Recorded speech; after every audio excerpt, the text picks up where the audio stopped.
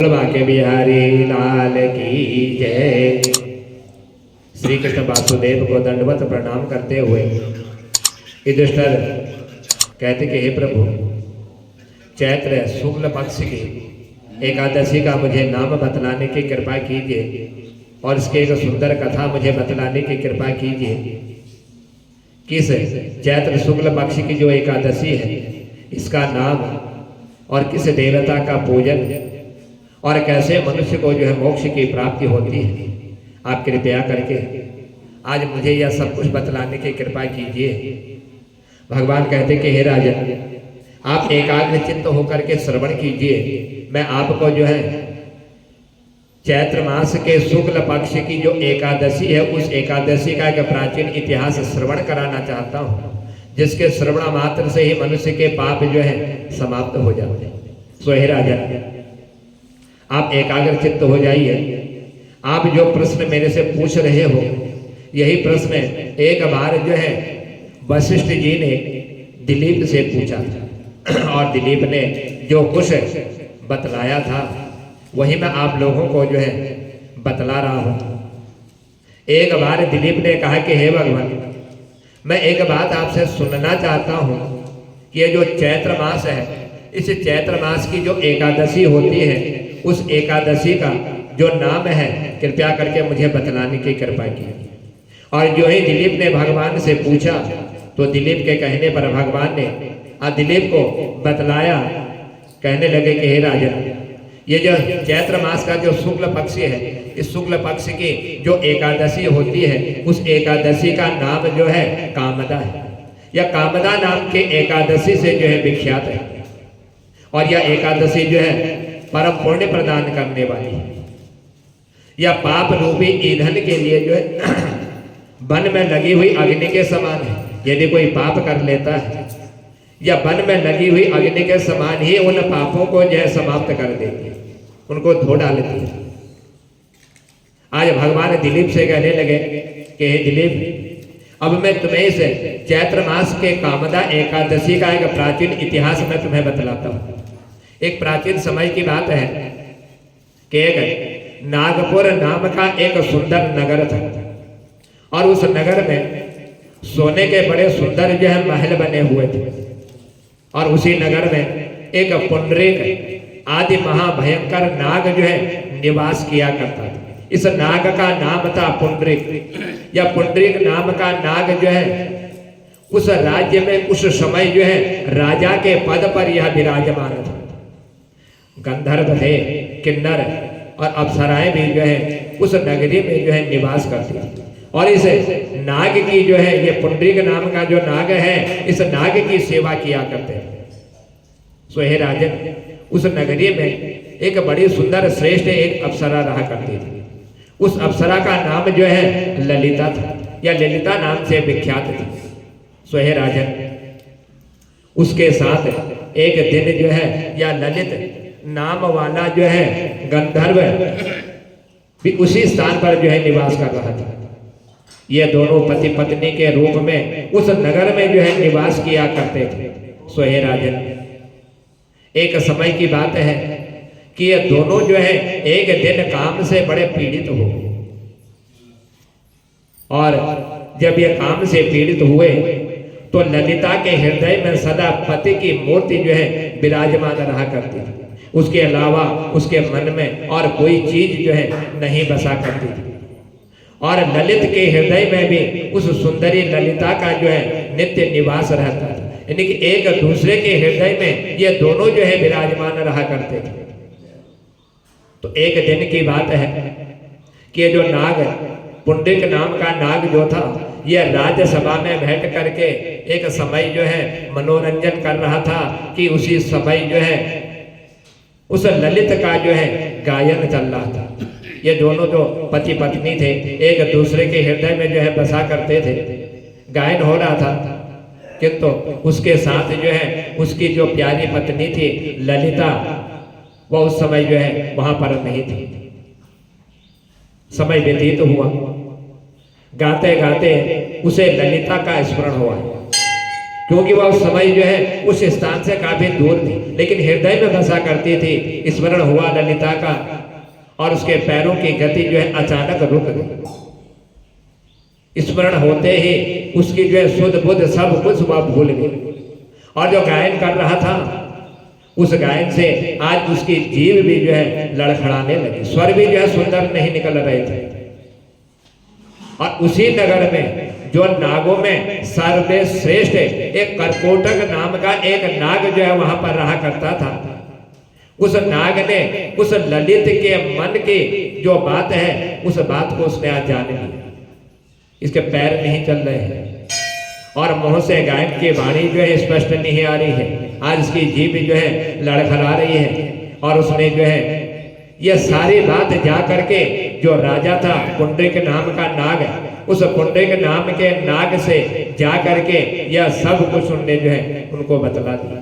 कहा कि आज उसके पैरों की गति जो है रुकने से और गायन में त्रुटि होने की बात जो है इस कर्कोटक नाम के नाग को बतला दी, जो नागों में सर्वश्रेष्ठ राजा उस नगर में निवास करता था।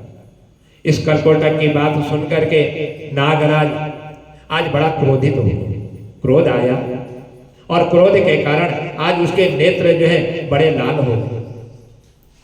उसने गाते हुए कामातुर उस ललित को जो है श्राप के वशीभूत कर दिया। कहा कि तेरी बुद्धि जो है आज भ्रष्ट हो चुकी है, तो बुद्धिहीन हो चुका है और तूने जो है मेरे सामने गायन करते समय भी पत्नी के वशीभूत तू हो गया। क्योंकि उसे कर्कोटक नाम के उस नाग को भी मालूम था कि ये दोनों जो है एक दूसरे के हृदय में जो है बसा करते हैं और साथ दे दिया कि आज से तू जो है राक्षस योनि में जन्म लेगा, तू राक्षस हो जाएगा। इस तरह से उस राजा ने इनको जो है आज शाम के वशीभूत कर दिया। महाराज पुंडरीक से इतना कहते ही वह गंधर्व जो है तुरंत ही राक्षस की योनि में प्रविष्ट हो गया, राक्षस बन गया। और जब राक्षस का रूप उसका धारण हुआ तो उसका मुख जो है बड़ा भयंकर था और आंखें उसकी बहुत बड़ी विकराल थी, जिनको देखते ही जो है भय लग जाता था और देखते ही मनुष्य को जो है डर लगने लग जाता था। ऐसा राक्षस होकर के आज यह अपने कर्म के फल को भोग रहा था।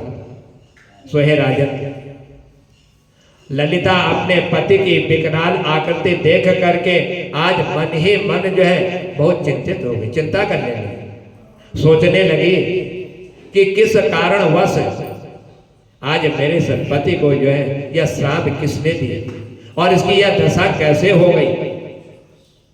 आज बड़ा दुख प्राप्त करने लगी, बड़ा कष्ट इसको हो गया। सोचने लगी अपने मन में कि हम एक दूसरे के हृदय में बसे रहते हैं, अब मैं क्या करूं, मैं कहाँ जाऊं और कैसे जो है इसका यह जो श्राप है राक्षस योनि में गया हुआ, यह राक्षस योनि से इसको कैसे मुक्ति जो है प्राप्त होगी।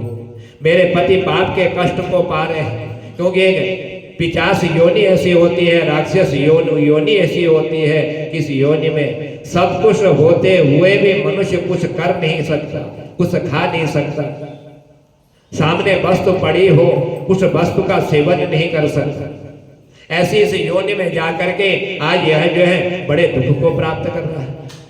आज यह रोने लगे उस वन में जहां पर यह राक्षस की योनि में भ्रमण कर रहा था और रोते हुए जिस दिशा की ओर उस वन में इसका पति जो है जाता था उनके पीछे पीछे यह भी जो है भ्रमण किया करती थी, घूमने लग जाती थी और मन में यही था कि कैसे भी हो मेरे पति का यह श्राप जो है दूर हो जाए, यह राक्षस योनि से पुनः फिर जो है अपनी योनि को प्राप्त हो जाए। इसलिए बार बार उसके आगे पीछे भ्रमण करती थी, जहां भी वह राक्षस जाता था उसी के पीछे यह भी जो है जाया करती थी। एक समय जब ये अपने पति के साथ उस वन में उसके पीछे पीछे भ्रमण कर रही थी तो वन में उसे एक सुंदर एक आश्रम दिखाई दिया, जहां पर शांत अवस्था में एक मुनि जो है आसन पर विराजमान थे।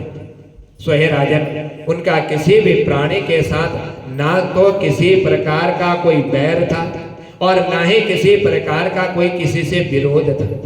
किसी से झगड़ा नहीं करते थे, किसी से लड़ते नहीं थे, जो भी हो किसी की भलाई के लिए ही कार्य किया करते थे। इस ललिता ने शीघ्र उस स्थान पर ये पहुंच गई जहां पर ये मुनि जो है तपस्या में लीन थे, और वहां पर जाकर के आज इसने जो है मुनि को प्रणाम किया, और प्रणाम करते हुए मुनि के आके हाथ जोड़ करके यह खड़ी हुई।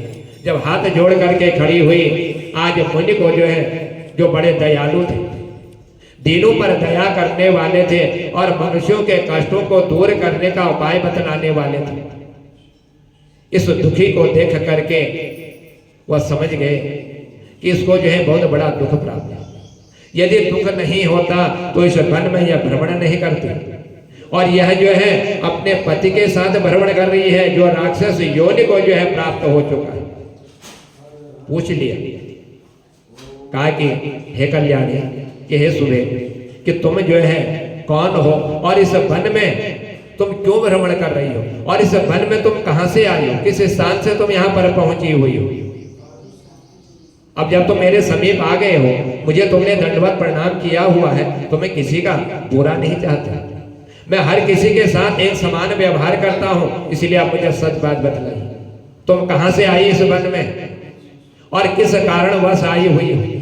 आज मुनि के ऐसा कहने पर उस ललिता ने कहा, हाथ जोड़ करके विनम्र प्रार्थना करने लगी कि हे मामने, कि आप तो सर्वज्ञ, आप ज्ञानी हैं, क्योंकि ऋषि मुनि ध्यान और तप के द्वारा ही दूसरे के कष्टों को जान जाते हैं, दूसरे के कष्टों का निवारण भी कर लेते हैं। यदि आप श्रवण करना चाहते हो तो मैं आपको बतलाती हूँ। मैं वीर धनवा नाम वाली एक गंधर्व हूँ। मेरा नाम जो है वीर धनवा था। मैं उन्हीं महात्मा की पुत्री हूँ जो गंधर्व है। मेरा नाम जो है ललिता है। मेरे स्वामी अपने पाप और दोष के कारण, जो उन्हें पाप किया था, जो दोष उनको लगा हुआ था, उसके कारण आज वे राक्षस हो गए। क्योंकि मैं अपने पति के हृदय में बसी रहती हूँ और मेरे पति जो है मेरे हृदय में बसे रहते हैं, और उसी दोष के कारण आज ये जो है राक्षस योनि में इन्होंने जन्म ले लिया। और इनकी इस अवस्था को देख करके आज मुझे भी जो है चैन नहीं हो रहा है। मैं भी बड़ी दुखी हो गई, सोच रही हूँ कैसे इनका यह दुख दूर होगा और कैसे यह पुनः जो है अपनी उस योनि को प्राप्त करेंगे। बस यही मुझे जो है दुख सता रहा है। इसलिए ब्राह्मण देवता, इस समय मेरा जो कर्तव्य हो, मैं जो कर सकूं, जिसके द्वारा इनका उद्धार हो जाए, वह सब कुछ आप मुझे बतलाने की कृपा कीजिए। मुझे क्या करना चाहिए अपने पति को इस राक्षस योनि से मुक्ति प्रदान करने के लिए? कि विप्रवर, कि हे ब्राह्मण देवता, जिस पुण्य के द्वारा मेरे पति का जो राक्षस भाव है, यह राक्षस भाव जो है छूट दूर हो जाए, वह उपदेश आप मुझे दीजिए, वह मुझे बतलाने की कृपा कीजिए। मैं बड़ी दुखी हो गई और ये जहां भी वन में जाते हैं, मैं पीछे पीछे वन में इनके साथ जाती, लेकिन वह भी दुखी होकर के सामने खाने की वस्तु इनको मिलती है, लेकिन उसको खा नहीं सकते, क्योंकि यह योनि ऐसी होती है। इस योनि में कुछ भी मनुष्य नहीं कर सकता। यह राक्षस योनि, पिशाच योनि में जाने वाला व्यक्ति अपने अपने कर्मों के फल को भोगने वाला होता है। आज उस ललिता की ऐसी बात सुन करके वह ऋषिवर कहने लगे कि हे वज्रे, मैं आपको एक उपाय बतलाता हूँ। यदि आपने श्रद्धा भक्ति युक्त होकर के उस उपाय को यदि कर लिया सच्चे मन थे, तो समझ लीजिए कि आपका कल्याण हो जाएगा, और आपके पति को जो ये सांप लगा हुआ है राक्षस योनि का, इस योनि से इनको जो है मुक्ति प्राप्त हो जाएगी और अपने पुनः उसी रूप में यह विराजमान हो जाएगा। इसलिए हे वज्रे, उस समय के बाद चैत्र मास जो है प्रारंभ होने वाला है, वो भी शुक्ल पक्ष। उस चैत्र मास की शुक्ल पक्ष में एक एकादशी आती है। उस एकादशी का नाम जो है कामदा नाम की एकादशी, और ये जो कामदा नाम की एकादशी है, यही एकादशी जो है मनुष्यों के पाप को हरने वाली है और सर्वश्रेष्ठ उत्तम यह एकादशी है। उस एकादशी का आप जो है विधि पूर्वक नियम के साथ उसका व्रत कर लीजिए। इसका व्रत जो है 10वीं के दिन जब 10वीं तिथि आए उस तिथि को भी आपको शुद्ध रहना है और भोजन भी जो है सात्विक करना है। और एकादशी के दिन भी जो है फलाहार रह करके भगवान की आराधना पूजन करनी है। और द्वादशी जब प्रारंभ हो, द्वादशी के दिन भगवान का पूजन करते हुए उस दिन भी आपको जो है मन को शुद्ध करना है। यह 3 दिन का यदि आपने जो है नियम धारण कर लिया तो बीच में एकादशी का फल जो है आपको प्राप्त हो जाएगा। और इस व्रत के प्रभाव का जो पुण्य है, उस पुण्य का जो फल प्राप्त होगा, उस फल को आप जो है अपने पति को जो है प्रदान कर देना। और यदि आपने अपने पति को उसका फल प्रदान कर दिया, जो समझ लीजिए कि तुम्हारा पति जो है राक्षस योनि से मुक्ति को प्राप्त हो जाएगा। और एक पल भर में ही तुम्हारे द्वारा उस एकादशी के पुण्य के प्रभाव से जो उनको श्राप दिया हुआ है, उस नागराज ने वह उसका श्राप भी जो है दूर हो जाएगा, समाप्त हो जाएगा। हे राजन, आज जो है वह ललिता उस मुनि की ऐसी बातों को सुन करके बड़ी आनंदित होती, बड़ा सुख प्राप्त हुआ। सोच लिया उसने आज कि आज जो है मेरा दुख जो है अब दूर होने वाला है, मेरा कष्ट दूर होने वाला है, और मेरे पति को दिया हुआ श्राप जो है समाप्त होने वाला है। ऋषि ने जो उपाय बतलाया हुआ है उस उपाय को मैं अवश्य ही करूंगा।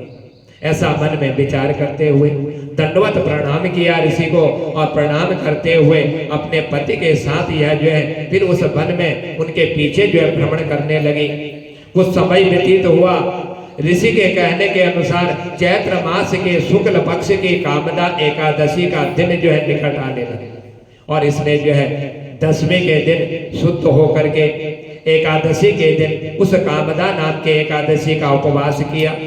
और द्वादशी के दिन उस ब्रह्म ऋषि के समीप यह पहुंच गई, और पहुंचते ही भगवान वासुदेव श्री हरि के समक्ष अपने पति के उद्धार के लिए इसने एक वचन कहा।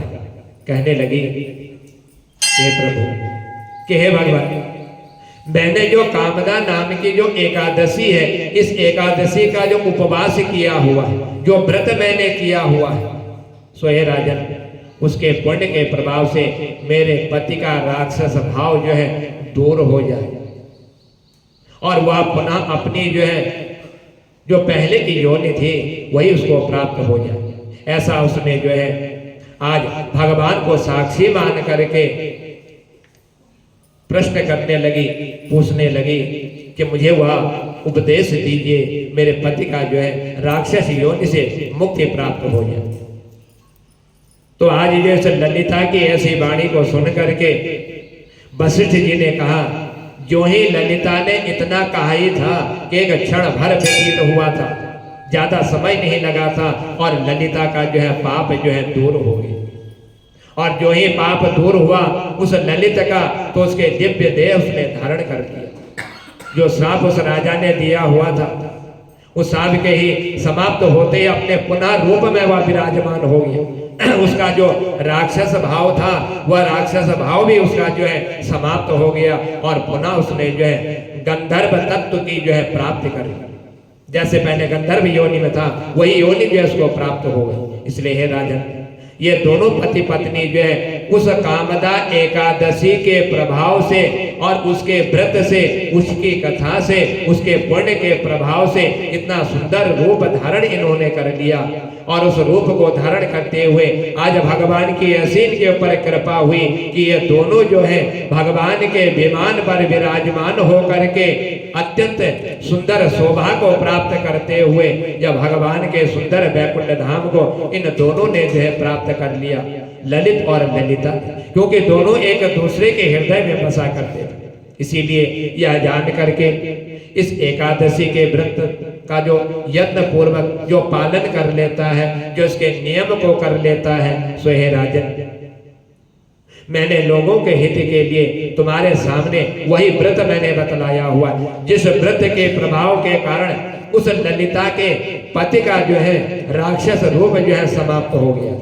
यानी कि यह एकादशी ऐसी है कामदा, यह हम काम को जो है पूर्ण करने वाली, बड़े से बड़े पापों को नष्ट करने वाली और मोक्ष प्रदान करने वाली यह कामदा नाम के एकादशी है। कामदा एकादशी, ब्रह्म हत्या जैसे जो बड़े से बड़े पाप होते हैं, सो हे राजन उन पापों को भी यह जो समाप्त कर देगी। और जो मनुष्य अपने कर्मों के द्वारा प्रेत योनि को प्राप्त हो जाते हैं, पिशाच योनि में चले जाते हैं, उनका उद्धार नहीं होता। यदि उनके कुल में यदि कोई से एकादशी का यदि उपवास कर ले और उपवास करते हुए उसका पुण्य अपने पितरों को यदि प्रदान कर देता है, तो उनके भी जो है दोष समाप्त हो जाते हैं और वह भी जो है पिशाच और राक्षस योनि से उनको भी जो है मुक्ति प्राप्त हो जाती है। इसलिए हे राजन, इस कथा को पढ़ने से, इस कथा को श्रवण करने से मनुष्य को जो है बड़े से बड़े जो यज्ञों का फल होता है, वह फल जो है इस एकादशी के कथा श्रवण करने से मनुष्य को प्राप्त हो जाता है। सो हे राजन, इसीलिए मैंने आपको जो है यह एकादशी का वह उत्तम श्रेष्ठ व्रत का फल मैंने बताया कि जिसके श्रवण मात्र से ही मनुष्य जो है अपने पाप कर्मों से जो है दूर हो जाता है और पुनः फिर ये दोनों जो है पति पत्नी के रूप में आज भगवान के उस वैकुंठ धाम में जो है विराजमान हो गए। और यही सब कुछ जो है इस कामदा एकादशी के व्रत के प्रभाव से और ऋषि के उपदेश के कारण ही जो है इनको यह सुख प्राप्त हुआ।